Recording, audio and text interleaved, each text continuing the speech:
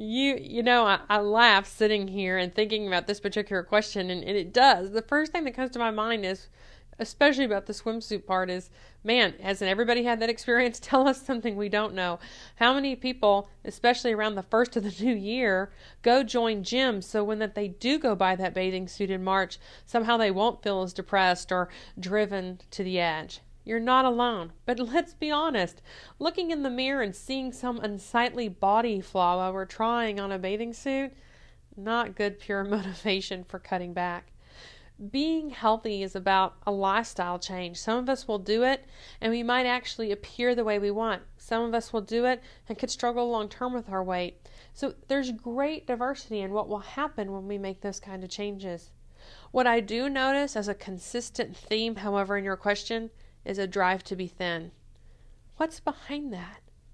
What life do you think suddenly opens up and happens when a person is a certain weight? And what have you told yourself you're missing?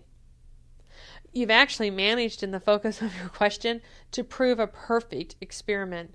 That when we set ourselves up to restrict, when we say that's a bad food, that's a good food, we better go on a diet, oh, I can't eat that, what happens?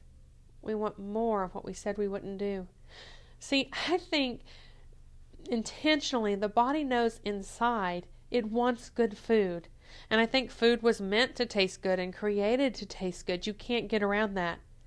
But perhaps you're driving yourself so hard to be something that you think is the most valuable that you're not really taking good care of it, that you're lying to yourself, that you're buying these ideas that if we're a certain weight, a certain ideal, that a certain kind of life happens to us. If we're sexier, we get the better looking man. If we're in better physical shape, we get the rich man.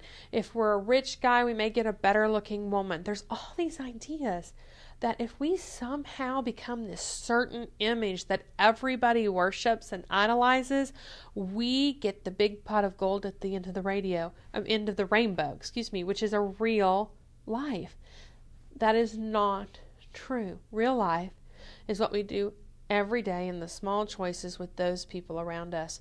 I would really want to challenge some of your stinking thinking, is what we call it, and how you really manage to perpetrate to your own self repetitively these ideas of what will happen when I'm thin, what will happen when I wear size 2, what's happening now that you like, what has gone well for you when you don't restrict, what big changes are you willing to make?